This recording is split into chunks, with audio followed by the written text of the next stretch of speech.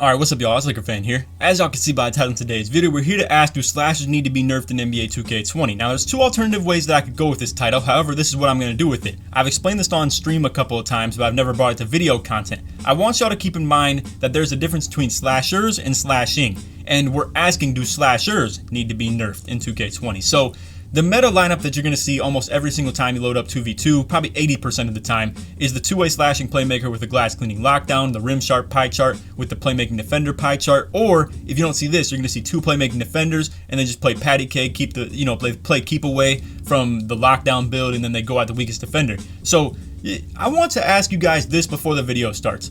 What do you consider the two-way slashing playmaker to be? Because I had somebody in my comments, because I made a video 2 days ago talking about how to defend slashers. I was giving away my sauce on how to stop me personally and, give everybody the keys to defending slashers. And everybody was like, oh, well, not everybody. I had a couple comments that were talking about, oh, but what do you do about the two-way slashing playmaker? That's not a slasher build, and I want to really address that. So, again, I want y'all to understand, I'm on my pure slasher build right here for anybody who's new to the channel. This is the pure blue pie chart. It has 99 driving dunk, and I want to talk about how capped off that really feels in this game. Now, you're going to see in this game right here, I do some really cool stuff, and it's actually kind of impressive at the same time. However, a lot of people like to discredit it and be like, oh, that takes no skill. It's just contact dunking and hop dunking and stuff like that, and I understand that. However, I want y'all to keep in mind of who I'm going at versus who their point guard is going at, and the versatility that their point guard has. Now, I've seen a lot of comments as well that talk about, why would I make a pure slashing build, or why would I make a slashing build? It just caps me off. It limits my ability of what I can do. Also, I got to show some props to the flashy passer because that thing is insane.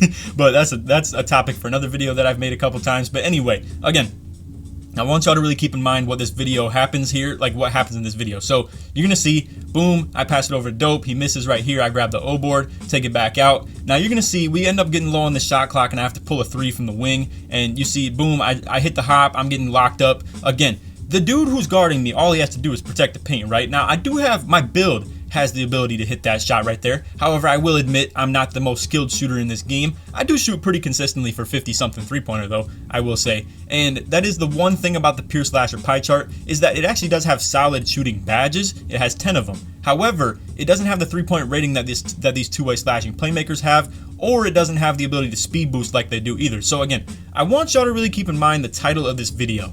Do slashers need to be nerfed in 2K20? In my opinion, I think overall slashing needs to be nerfed. So in my opinion, I feel like these two-way slashing playmakers like this, they shouldn't have this long athlete layup dunk, or the long athlete layup package that helps with the hop dunks. They shouldn't have contact dunks in the first place either. I feel like there's certain things that go into this game that really water down the actual slashing pie chart. And to be real with y'all, one of the main reasons that I made this build was literally just to be a rep build. I'm talking a pure slasher gets the best rep as far as catching lobs, getting poster dunks. But again, I mean, you see this dude has no slashing in his pie chart, right? I'm talking, it's like I said, the playmaking and defending pie chart. It's, like I said, it gets the Hall of Fame playmaking and defending badges. Meanwhile, he can be over here doing this stuff right here, right? ISO, boom, hop dunk, 2 plays in a row, right? And now you're like, okay, well, what do? Do I sag off of him? Well, if you sag off, he's gonna green the threes, right? But a pure slasher can't do that. Now, that also, his playstyle right here, it opens up his drive game as well. So you're gonna see, now it's like, okay, I'll sag off, boom, still get a 33% contest, and he greens it.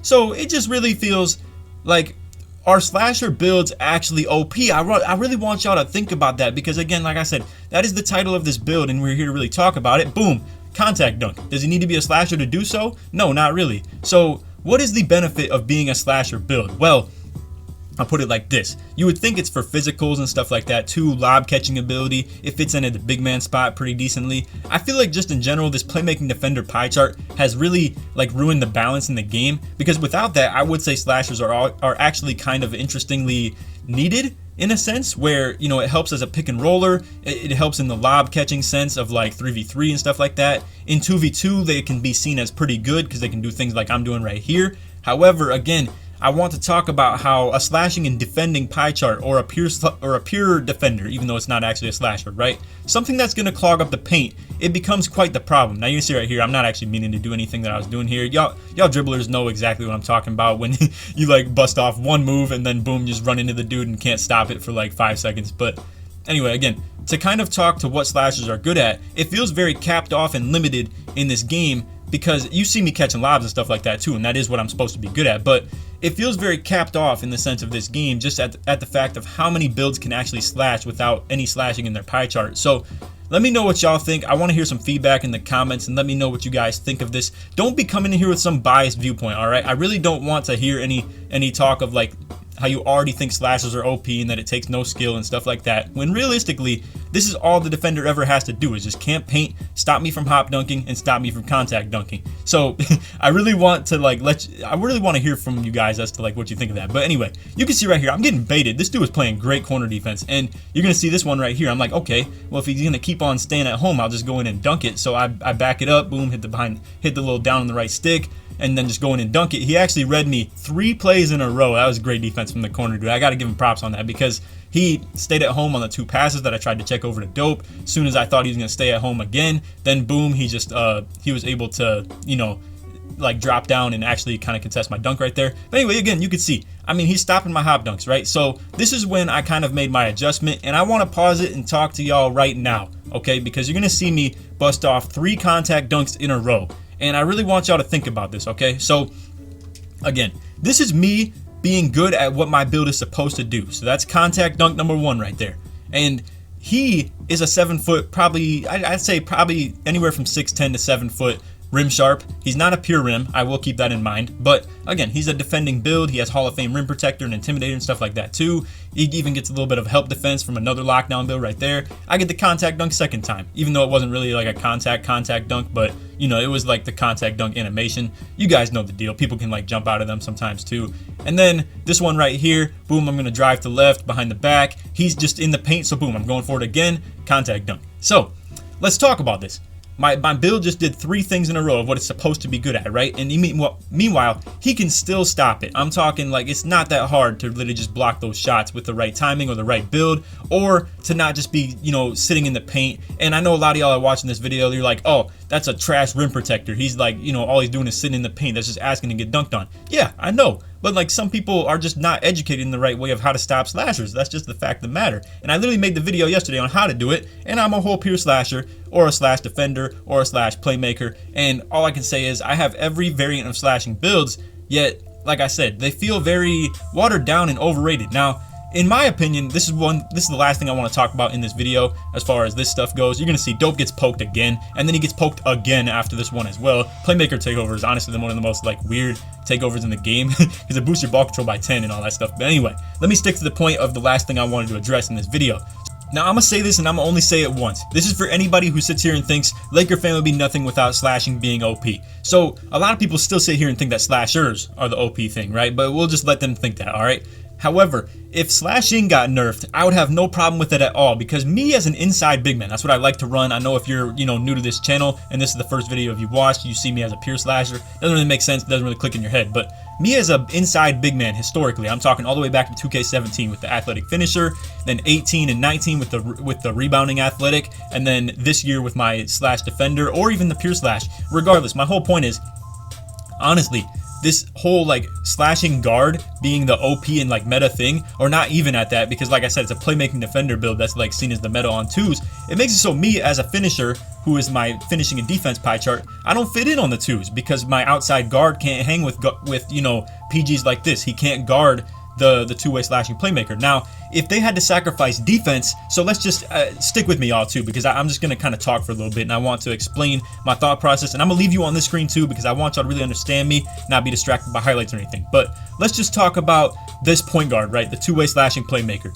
If he had to be a slashing playmaker, as in, you know, it's what's actually added in his title, the slash and playmaker pie chart, like Joe knows 6'7" LeBron build, right? Say he had to be that pie chart. It makes complete sense for him to be good at dunking, playmaking, and reasonable shooting ability, but he should lack in the defense category. However, what can actually happen is you just make a build exactly with the same sort of title where it's two-way slashing playmaker, right? And you go with the playmaking and defense pie chart, but then you still get contact dunks, you can still shoot, you can still play make really well, and on top of that, you have Hall of Fame defensive badges instead of one defensive badge. So what that turns into in a result is my outside point guards, like the 6'5" or even anywhere down to 6'1", can't hang with guards like that. And there's no kind of, you know, there's no makeup for it, because we can't defend them, and then they can defend us really well. So my inside build kind of clogs up the paint, especially in this game where hop dunking through somebody who has to respect your jump shot is seen as OP. Long story short is, if they patched like slashing or anything in general and just made it so long athlete layup package required more driving layup or something like that, I feel like that makes the most sense and it'd be the easiest way to patch that. Or just in next year's game to not be so stupid and give a 6'8" playmaking defender contact dunks, meanwhile a 6'6" like slash sharp doesn't even get them. So actually they do, but at like 99.9. Y'all get the deal. Anyway, the whole point is, I just find the imbalance of the playmaking defender to be a little bit laughable, honestly, at some points. And for people who call slashers OP, like I'm talking anything with blue in its pie chart, is just crazy talk. That's how I see it. Honestly, you guys can disagree with what you want to say, however you feel, but I know all my subs and supporters and other slashers that watch this like channel and follow this community are gonna relate to this. I feel like it takes a whole lot of skill to be a build that can't shoot and still score 21 in a game. All right, that's how I see it. That's all I'm gonna say. And anybody who disagrees with that can go ahead and hop on a pure slasher build themselves and try to dunk on a 7-foot+ rim protector all game. That's all I'm gonna say. So anyway, if you made it to the very end of this video, put Laker in the comments to show your support that you made it all the way through. If we could try this one to 500 likes in the first 24 hours, I'd really appreciate that. And I think this is the last gameplay that I'm going to show of before I hit E3, and then everything from this point on should be like new, fresh gameplays. But anyway, I hope you all enjoyed this little spree of the last 4 games. It was a beautiful run as far as like all in one day, and I just kind of wanted to disperse them out evenly. So anyway, that's all for the video. Like I said, leave some feedback too. If you disagree, let me know. I'm probably going to be a little disgruntled with you if you do disagree fully. But long story short, this is YouTube. This is comments. You can say whatever you want. Doesn't mean it's going to stay in the comments. But anyway, y'all get the deal. I hope y'all enjoyed. And, a lot of negativity was spoken in this video, but I do want y'all, all my, subs and supporters to understand I am still a very positive person in the first place. It's just, it does get under my skin a little bit when people do like to, sit here and say that slashers are OP. Meanwhile, I deal with the daily struggle of not being able to shoot too consistently from the top of the key, whereas if I made a playmaking defender and just kind of like said, okay, well, if you can't beat them, join them, and then I become a two-way slashing playmaker and then green like 1-3 in a game and then hop dunk the whole rest of the game, and everybody's like, oh, that takes skill all of a sudden. Like, okay, cool, I guess. Like, I don't know, it's just a little frustrating of how everybody views slashers in this game personally. But anyway, like I said, let me know what y'all think. Let me hear your feedback and viewpoint on all this stuff. And other than that, hope y'all enjoyed. Take it easy, man. Peace.